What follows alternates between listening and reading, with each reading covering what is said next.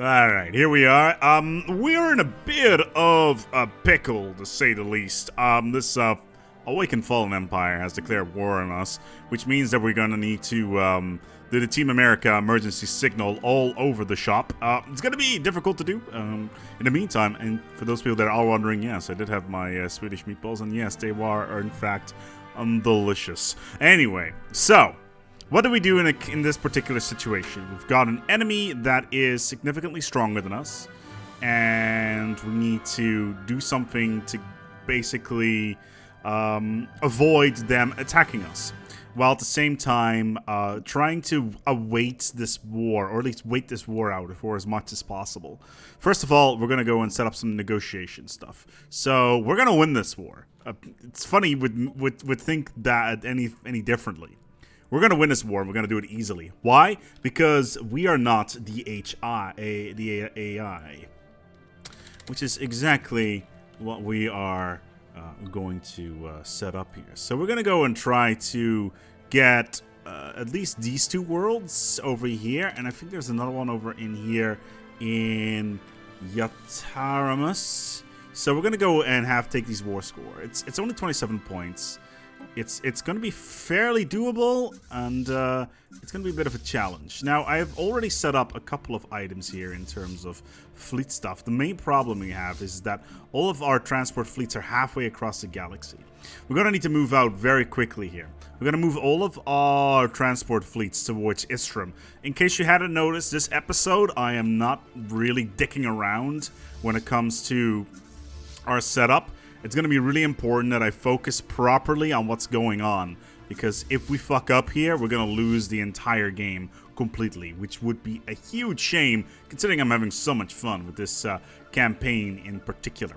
Regardless, I will walk you through the mechanics here.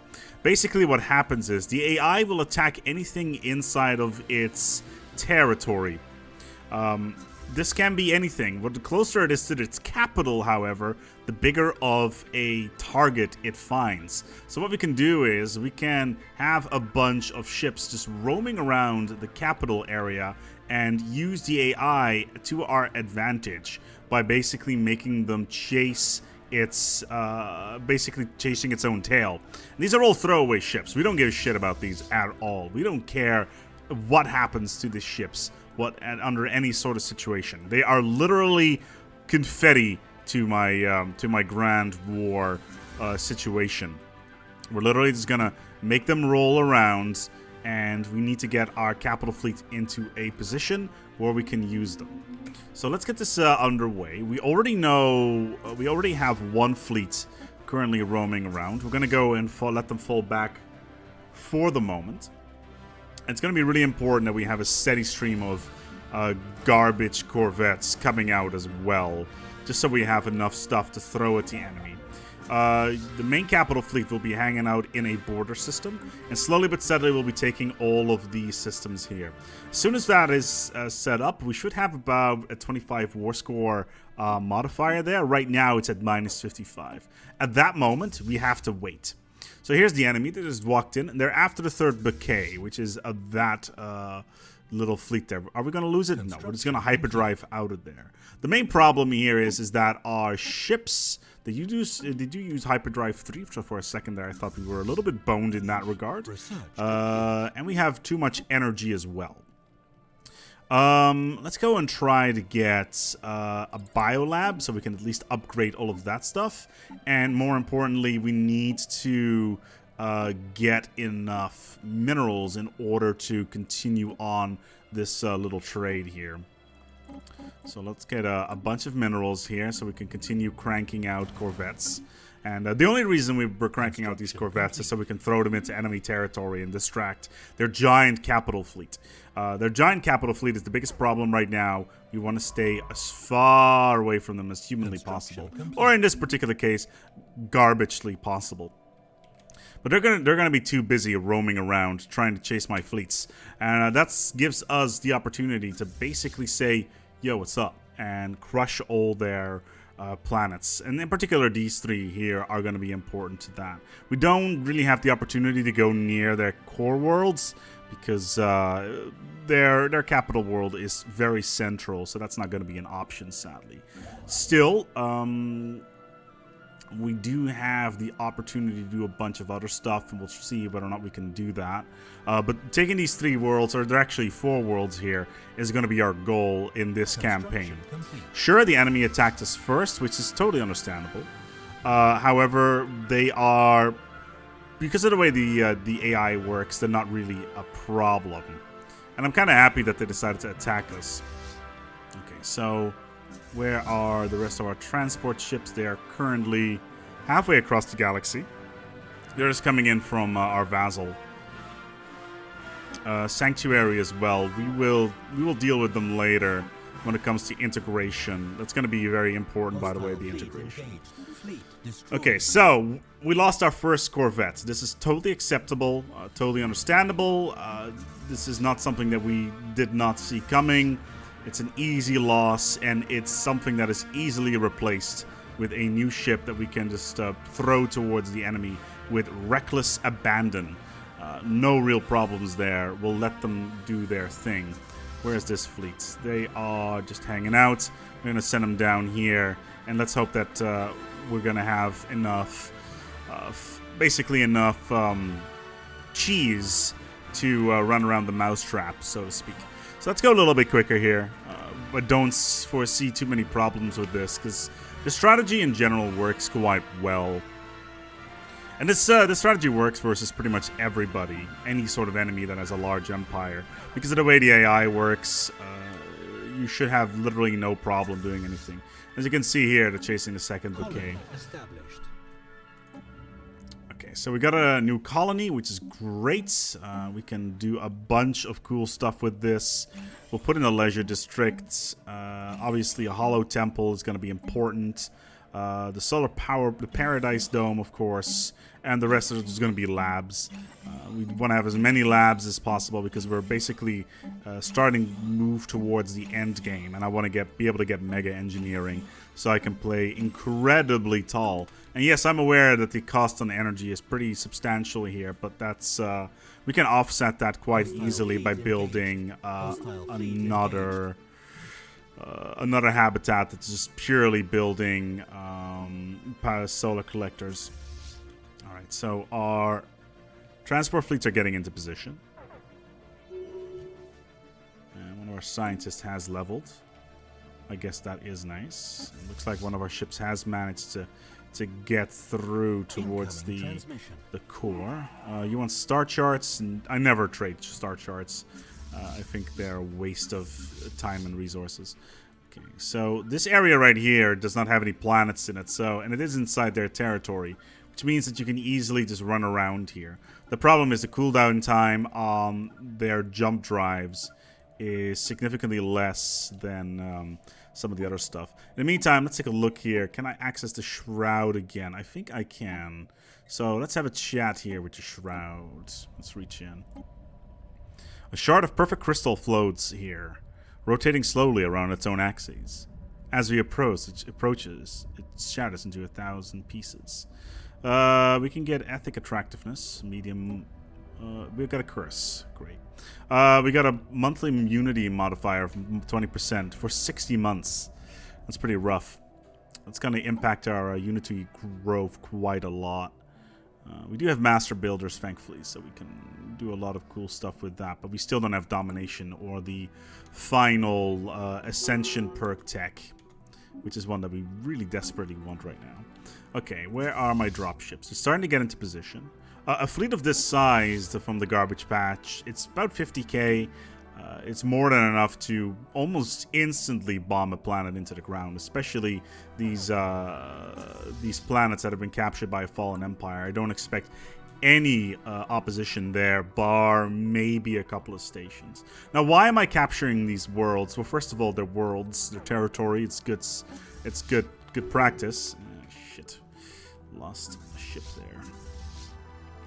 We're losing a lot of our transient corvettes, but also it means that the fallen empire cannot gain momentum And having a fallen empire gaining momentum is a real problem. We want to take away as much stuff as we can. If we can undermine their fleet power, it means that we can more easily take them down in the long run. And remember, we need to continue building garbage, trash, wagons, and trucks, of course. It's really important that we do. Okay. The real problem here is we need, like I said, we need to keep on sending in ships into their territory. If we don't, and one of our fleets is, and all of our fleets are down when we are trying to take down the planets themselves, we'll be running into some serious trouble, which we want to avoid. Okay, so this is fine. We can split up this fleet as well. We've got a couple of small fleets that we can just send out, basically just to be destroyed. And the enemy capital fleet will just focus on whatever is closer to that capital. And this even works when bombing, when they're bombing any worlds. You can easily exploit the AI in such a way that you can very easily basically say, hey, we can just take down these worlds without a lot of effort. So we're gonna go and take down this this planet. Should be a very easy little experience, and we're gonna put our transport ships into a stable orbit there as well. As soon as this one. Okay, so where are you going? So you're being chased by the extra orbital core right now. So what we're going to be doing with these guys is as soon as one of our fleets... Yeah, this is already the last one. Except for that one, maybe. We need to send in a fresh one. Preferably into this area. It's going to be tough, though. Because we still have a singular system over there that could cause trouble. Rubble? Bunny rubble? Trouble? It's a Cockney reference, by the way, for those that don't get that. Anyway. Construction complete. Okay, so they're chasing my tiny 10th bouquet ship. He's gonna jump out. Did he die? Yes, he did. That is a problem. So it's just the first bouquet right now that is allowing us to take care of all this stuff. Let's merge our attack fleets. So we could just could we jump on there already? Yeah, it looks like we would have no problems just jumping straight in there. In the meantime, we just continuously spam enemy our ships towards enemy space as close to their capital as possible. This ring in particular is very useful to us because we don't know where their capital fleet is right now. They're probably they are chasing the first bouquet. Station engaged. So this should be a relatively short fight. Incoming transmission. And it is. Secured. Okay, let's move on towards the next system. I have gotten an excessively large fleet for this, and that is completely on purpose. So we're going to send those in here. But like I said, I'm just quickly pausing the game because I do need to keep an eye on things as much as possible. Yeah, specifically here. So the Elvekian restorers are just moving around here. Ooh, okay, and the Elvekians have also declared war on the Peninsulan Council, which is right down in here. Which is good for, well, it's not really good for us per se. But, ooh, they've got 2 of these fleets, do they? Okay, so we have multiple fleets just going back and forth, enemy space. It's not really a problem. And we can basically use more to just roam around. And this is a cool one. We can pop in and out and basically mess with their jump mechanics. Okay, so we're clearing this. We're going to be clearing this system. For some reason, these guys did not merge. They should be merging. So we're going to try to take down this here planet, and then we'll just jump right on top of it. Bombing it into the ground is not going to be too difficult. I don't think there's too many problematic things in there. So we'll just continuously jump our ships into the system. Like I said, there's not a lot of things that the AI can do. They won't be going after the largest target or targets that are bombing their worlds, so to speak. Hostile station engaged. But right now, we're just doing fine. We can just land here without too much trouble. Situation log updated. Taking out the stations just basically makes life very easy. Okay, so we'll be dropping in here. Okay, still losing corvettes left, right, and center. Again, still not too worried about that. Because as long as they keep on sending in small, they're pretty large fleets towards these small ships, there shouldn't be any problem. As you can see, right now it's already at a -10 war score because we're occupying one of our war goals, which is where all the strength for this strategy lies. Because of the way the war goal system works, okay, you're pretty far away. Because of the way the war goal system works, you don't run into any problems when it comes to getting a fairly high war score fairly quickly. Cool. Okay, so the fleet right here is going to go and take down this station. For some reason, they're after this mining station first. Not entirely sure why, but that's how the AI works, sadly. Construction complete. And in the meantime, it also gives us another opportunity.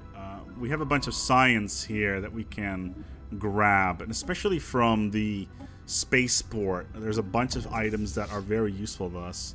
And we're going to go and drop our armies as soon as we can.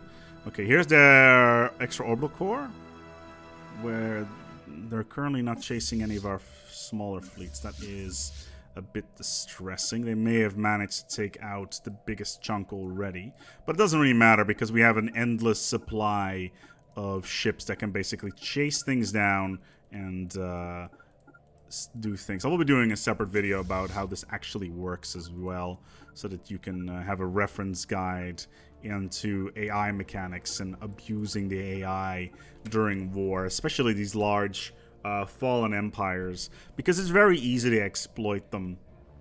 Okay. I had a 22. Oh god, one of my allies have lost a fairly large battle. That is suboptimal. That's going to cost us 5 war score. That is a shame. Well, we're going to be in orbit here to bomb this planet anyway, but it's just a bit annoying that that happened. And they literally have no garrison whatsoever, so they're going to die pretty much instantly because we're dropping 25,000 troops on their asses. And that's not, you know, an exaggeration. Okay, so we still have a significant amount of forces inside of their systems. You are still rolling around. You're just going through there.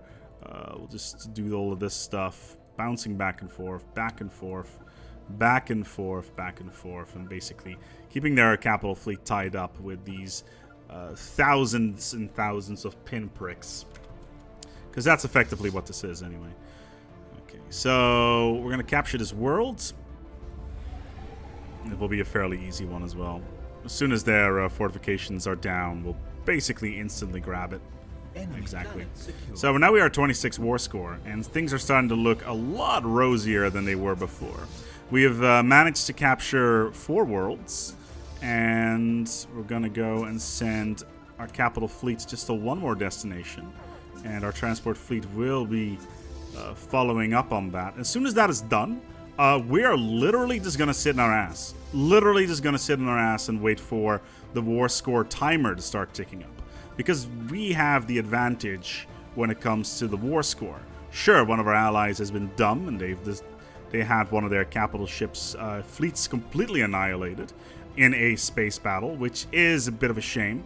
It's the United Comarathi Alliance. I'm kind of surprised they actually managed to get that far. But still, at this point, we effectively have 40 war score for free, and there's nothing they can do about it. Like I said, it's just the way the AI works. Damn it, they managed to get one of my Corvettes. Doesn't matter, I got a million more.